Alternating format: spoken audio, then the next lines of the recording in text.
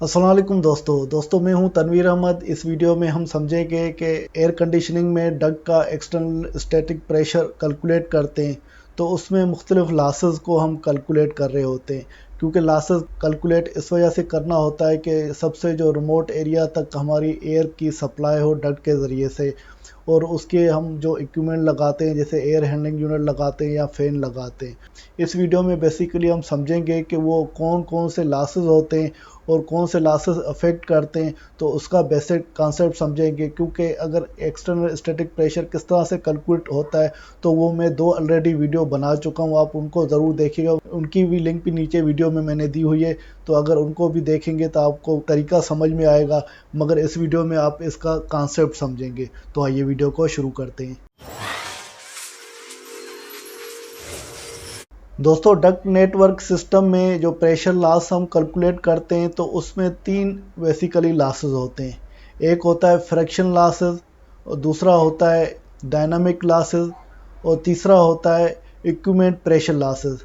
इन तीनों लॉसेस को हम समझते हैं। सबसे पहले आते हैं फ्रिक्शन लॉसेस। दोस्तों, जो डक्टें हम एयर कंडीशनिंग में यूज़ करते हैं या फ़ैन के साथ या एचयू के साथ, तो उसमें डक्ट की मुख्तलिफ साइज़ होती है। क्योंकि मेन डक्ट एक बड़ी साइज़ की होती है, फिर आस्ते आस्ते उसकी डक्ट की साइज़ रिड्यूस होती जाती है क्योंकि मुख्तलिफ ब्रांचेस उसकी निकलती जाती हैं। तो डक्ट की साइज़ वो चेंज होती है। डक्टों की साइज़ चेंज होने की वजह से तो फ्रिक्शन लॉसेस होते हैं। और दूसरा, डक्ट की लेंथ भी लंबी होती है, तो जितनी डक्ट की लेंथ को हम लेंथी करेंगे तो उस हिसाब से फ्रिक्शन लॉसेस भी बढ़ेंगे। और तीसरा, जो डक्ट हम कौन से मटेरियल की लगा रहे हैं, जैसे कॉमनली अगर जीआई शीट की लगा रहे हैं तो उसके भी फ्रिक्शन लॉसेस होंगे। अगर किसी और मटेरियल की लगाएंगे तो उसके भी प्रेशर लॉसेस होंगे।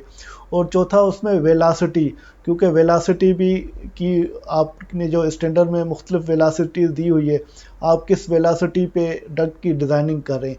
अगर डक्ट की डिज़ाइनिंग की वेलासिटी चेंज होगी तो उसमें भी फ्रिक्शन लॉसेस होंगे। बेसिकली ये चार चीज़ों के फ्रिक्शन लॉसेस आ जाते हैं।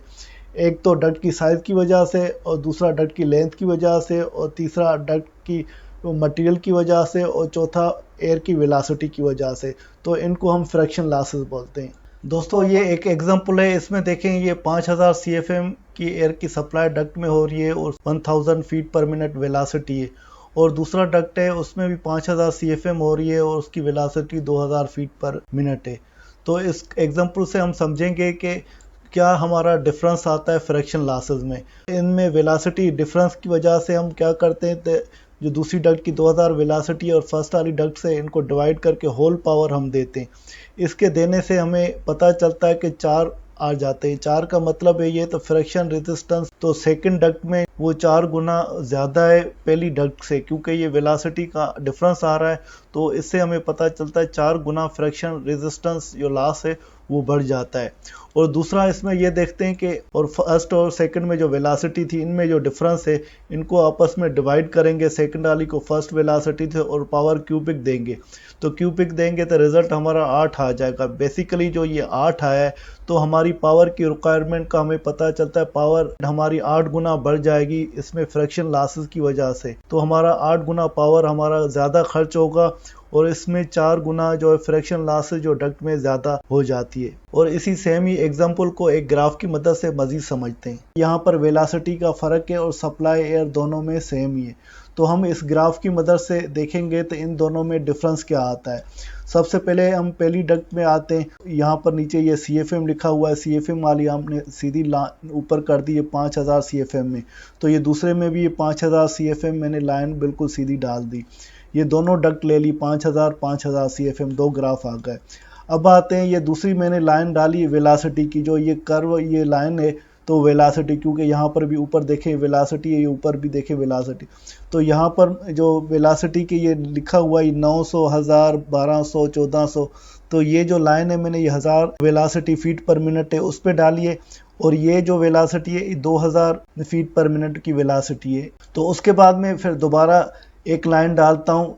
किसकी डालता हूँ, जहाँ पर ये दोनों लाइनें क्रॉस हुई थी उस पर ये सीधी हॉरिजॉन्टल मैंने लाइन लगाई, और यहाँ पर भी जो क्रॉस हो रही थी उस पर सीधी हॉरिजॉन्टल लाइन लगाई। तो इसमें देखें, ये जो लेफ्ट साइड पे लिखा हुआ है प्रेशर लॉस, तो प्रेशर लॉस कितना है 0.004, और इसमें देखें ये प्रेशर लॉस कितना आया है तो 0.23। तो इसमें प्रेशर लॉस जो 1000 फीट पर मिनट वेलासिटी कम थी तो प्रेशर लॉस आपका कम आया, और इसमें देखें जो वेलासिटी ज़्यादा थी तो उसमें फ्रैक्शन लॉस ज़्यादा आएगा। तो इस तरह से हमें इन दोनों का पता चला कि जो वेलासिटी चेंज होने से जो फ्रैक्शन लॉस में फ़र्क आता है। और दूसरा देखें तो ये इस केस में जिसमें 1000 CFM में अगर राउंड डक्ट है तो उसका डाया 30 इंच बनता है, और अगर 2000 जो वेलासिटी है उस पे आते हैं तो उसमें का डाया है 21 इंच है। तो हमारी जो वेलासिटी ज़्यादा होगी तो सूरत में डक्ट का डाया कम होगा, अगर वेलासिटी कम हम यूज़ करेंगे तो डक्ट की जो साइज़ है या डाया उसमें बढ़ जाता है। तो जैसे आपको पता है कि डक्ट की साइज़ अगर छोटी करेंगे तो फ्रैक्शन लॉस बढ़ जाता है, और डक्ट की साइज़ हम बड़ी करेंगे तो फ्रैक्शन लॉस कम होता है। तो इस ग्राफ की मदद से आपका कॉन्सेप्ट क्लियर हो गया होगा। तो जो वेलासिटी चेंज होने से तो डक्ट की साइज़ में भी क्या फ़र्क आता है और फ्रैक्शन लॉसेस में भी क्या फ़र्क आता है। और ये एक दूसरा एग्जांपल है कि फ्रैक्शन हेड लॉस हमें मालूम करना है इंच वाटर कॉलम में, और एयर डक्ट में से फ्लो हो रही है वो 20,000 CFM है, और डक्ट की जो लेंथ है वो 200 फीट है। तो 34 इंच राउंड डक्ट है और उस राउंड डक्ट की लेंथ 200 फीट है और उसमें से फ्लो 20,000 CFM हो रही है। तो हमें कैलकुलेट करना है फ्रैक्शन हेड लॉस, हमें मालूम करना है। दोस्तों सबसे पहले तो हमने ये एक लाइन लगा ली कितने 20,000 CFM पे, जो क्योंकि नीचे एयर की क्वांटिटी लिखी हुई है तो एयर की क्वांटिटी हमें 20,000 CFM मिली थी, वो मैंने सीधी यहाँ पर लाइन लगा ली। उसके बाद ये दूसरी मैंने यहाँ पर लाइन लगाई है। ये किस चीज़ की लाइन है, तो अगर हम इसको देखेंगे तो ये डाया की लाइन है, और डाया कितना है हमें जो मिला हुआ था 34 इंच। तो यहाँ पर ये डाया लिखा हुआ है, ये 36 इंच है, ये 34 इंच है, ये 32 इंच है। हमने 34 पे लाइन लगाई, और जो ये क्रॉस पॉइंट बनता है यहाँ पर हम एक और लाइन लगाएंगे हॉरिजॉन्टल, तो क्योंकि हमें फ्रैक्शन लॉस मालूम करना है। तो फ्रैक्शन लॉस हमें जो ये मालूम कर रहे थे तो वो कितना है, यहाँ पर 0.3 इंच वाटर कॉलम आ रहा है, मगर ये देखिए फ्रैक्शन लॉस जो लिखा हुआ है 100 फीट का लिखा हुआ है, और यहाँ पर दिया गया है 200 फीट का हमें मालूम करना है।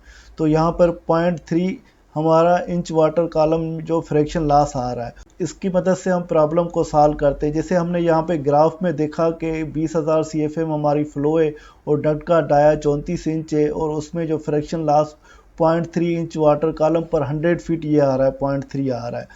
और हमें जो 200 तक का मालूम करना है फ्रैक्शन लॉस है, तो उसको हम लेंथ से मल्टीप्लाई करेंगे। फ्रैक्शन लॉस हमारा कितना है 0.3, और हमारी लेंथ कितनी है 200, तो इसको हम मल्टीप्लाई करेंगे क्योंकि 0.3 आया वो 100 फीट का है, तो हमारी जो टोटल लेंथ है 200 फीट की। बेसिकली जैसे 100 फीट है ये 200 है, तो डायरेक्ट भी आप कर सकते हैं, 100 का ये डबल है 200, माना 0.3 को 2 से मल्टीप्लाई करें। और दूसरा तरीका ये है तो 200 डिवाइडेड बाय ये 100, ये लेंथ को इसको डिवाइड करेंगे और मल्टीप्लाई बाय फ्रैक्शन लॉस करेंगे। तो 200 को 100 से डिवाइड करेंगे तो 2 आ जाएगा, तो 2 को 0.3 से मल्टीप्लाई करेंगे तो 0.6 इंच वाटर कॉलम पर 200 फुट लेंथ आ गई। तो हमें पता चला कि जो डक्ट की लेंथ ज़्यादा होती है, लंबी होती है, जैसे ये 100 फीट का दिया हुआ है, तो फ्रैक्शन लॉस हमारा और बढ़ जाएगा। अगर डक्ट की लेंथ कम होगी तो फ्रैक्शन लॉस हमारा कम होगा। तो इस फार्मूले से आपने समझ लिया कि लेंथ का क्या फ़र्क पड़ता है। रफनेस ऑफ मटेरियल तो वो हमारी जीआई डक्ट है, और वेलासिटी और डक्ट की साइज़ का भी ऑलरेडी आपने एग्जांपल को समझ लिया था। दोस्तों अब आते हैं डायनामिक लॉसेस। तो डायनामिक लॉसेस जो एयर का फ्लो होता है डक्टों में, तो उसमें एयर की फ़्लो की वजह से हम वेलासिटी चेंज कर रहे होते हैं या फिक्स कर रहे होते हैं, जो भी स्टैंडर्ड में वेलासिटी दी हुई है, क्योंकि वेलासिटी भी एयर डक्टें भी 3 टाइप की होती हैं, लो प्रेशर, मीडियम प्रेशर और हाई प्रेशर। तो उसमें वेलासिटीज़ भी मुख्तलिफ करते हैं या साइज़ के हिसाब से, तो डक्टों की वेलासिटी मुख्तलिफ होती है, या लोकेशन के हिसाब से डक्ट की वेलासिटी मुख्तलिफ होती है। जो स्टैंडर्ड में दी गई है उस वेलासिटी को हम वैसे नॉर्मली यूज़ करते हैं। तो इन डक्टों की वेलासिटी की वजह से डक्ट में फ्रैक्शन लॉसेस वो बढ़ जाते हैं। और दूसरा डायरेक्शन जो एयर की है तो वो चेंज होती है, डायरेक्शन एयर की चेंज जो डक्टों की फिटिंग्स होती है, जैसे डक्ट हमारा रिड्यूस हो रहा है या एल्बो लग रही है या टी लग रही है या दूसरी कोई भी फिटिंग्स आ जाती है या ट्रांजैक्शन आ जाता है, उस सूरत में भी ये फ्रैक्शन लॉसेस बढ़ जाते हैं। तो ये बेसिकली एयर चेंज की वजह से और जो वेलासिटी की चेंजेस की वजह से जो लॉसेस आते हैं तो उसको हम डायनामिक लॉसेस बोलते हैं। अब आते हैं equipment pressure losses. Equipment pressure losses जो एयर की सप्लाई होती है तो एयर की सप्लाई डक्टों में होती है या एयर की डिस्ट्रीब्यूशन होती है, तो उसमें लॉसेस आते हैं जो इक्विपमेंट हमारे लगे होते हैं, क्योंकि एचयू होता है एक पार्ट होता है, दूसरा डक्टों का पार्ट होता है। इन दोनों पार्ट में जो भी हमारे इक्विपमेंट लग रहे हैं, फॉर एग्जांपल एचयू में हम ले लेते हैं, एचयू के अंदर कॉयल होता है, एचयू के अंदर फिल्टर्स होते हैं, तो इस तरह से जो इसमें लॉसेस आ जाते हैं तो इक्विपमेंट में, तो वो फ्रैक्शन लॉसेस इसके कहलाते हैं। और अगर डक्ट की साइज़ में आ जाते हैं तो उसमें वीसीडी लग रहा है या डिफ्यूज़र लग रहा है या डैम्पर लग रहा है या कोई डक्ट साउंड लाइनर लग रहा है, तो इस तरह के मुख्तलिफ इक्विपमेंट जो लगते हैं या कंपोनेंट लगते हैं तो उसमें लॉसेस आते हैं। तो ये सारे लॉसेस जो है इक्विपमेंट लॉसेस कहलाते हैं या इक्विपमेंट में प्रेशर लॉसेस होता है। जो ये 3 टाइप के मैंने आपको लॉसेस बताए, फ्रैक्शन लॉसेस, डायनामिक लॉसेस और इक्विपमेंट प्रेशर लॉसेस, बेसिकली ये तीनों लॉसेस का ये कॉम्बिनेशन ऐड करके हम जो टोटल प्रेशर हम मालूम करते हैं। जो टोटल प्रेशर जो मालूम करते हैं वो खास करके जैसे एचयू का एक्सटर्नल स्टैटिक प्रेशर मालूम करते हैं, तो वो डक्ट जो एचयू से बाहर जो प्रेशर होता है तो हम उसको एक्सटर्नल स्टैटिक प्रेशर बोलते हैं। जो डक्ट आ जा गए हैं, डक्ट के साथ जो डिफ्यूज़र लग रहे हैं या डैम्पर लग रहे हैं या साउंड लाइनर लग रहा है या दूसरी कोई भी चीज़ लग जाती है, एचयू के बाहर जो भी सर्विसेज आ जाती है एयर सप्लाई के लिए और उसमें इक्विपमेंट भी आ जाते हैं या डक्ट भी आ जाते हैं या फिटिंग्स भी आ जाती हैं, तो इनको हम एक्सटर्नल स्टैटिक प्रेशर बोलते हैं। और जो एचयू के अंदर होता है उसको हम इंटरनल स्टैटिक प्रेशर बोलते हैं। एचयू के अंदर जो इंटरनल स्टैटिक प्रेशर जो फ्रैक्शन लॉसेस होते हैं वो कॉयल की वजह से होते हैं, फिल्टर की वजह से या कोई और दूसरी चीज़ है लगी हुई है एचयू में तो उसके लॉसेस आते हैं। बेसिकली जो एचयू के अंदर जो इंटरनल स्टैटिक प्रेशर लॉसेस आते हैं एचयू में, तो वो बेसिकली जो सप्लायर है इक्विपमेंट का वो कैलकुलेट कर रहा होता है और डिज़ाइनर जो कैलकुलेट कर रहा होता है वो एक्सटर्नल स्टैटिक प्रेशर कर रहा होता है। तो एक्सटर्नल स्टैटिक प्रेशर और इंटरनल स्टैटिक प्रेशर इन दोनों का कॉम्बिनेशन होता है टोटल प्रेशर। तो बेसिकली ये टोटल प्रेशर हम मालूम हो जाता है, तो उस टोटल प्रेशर पे हम जो इक्विपमेंट को सिलेक्ट करते हैं, फॉर एग्जांपल एचयू के जो फ़ैन को हम सिलेक्ट करेंगे या फ्रेश एयर या एग्जॉस्ट एयर या दूसरा कोई फ़ैन है उसको सिलेक्ट करेंगे। कहने का मकसद है जो इक्विपमेंट जो फाइनल होता है वो टोटल प्रेशर जो प्रेशर लॉसेस जो टोटल हमारे मालूम होते हैं, इंटरनल स्टैटिक प्रेशर और एक्सटर्नल स्टैटिक प्रेशर दोनों को ऐड करेंगे, जो टोटल स्टैटिक प्रेशर होगा उस बेसिस पे हमारा जो मेन इक्विपमेंट है या एचयू है या फैन है वो फाइनल होता है, डिसाइड होता है।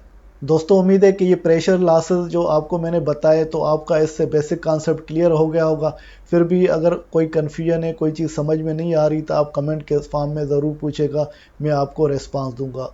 इसके साथ तनवीर अहमद को इजाज़त दीजिए, अगली वीडियो तक अल्लाह हाफिज़।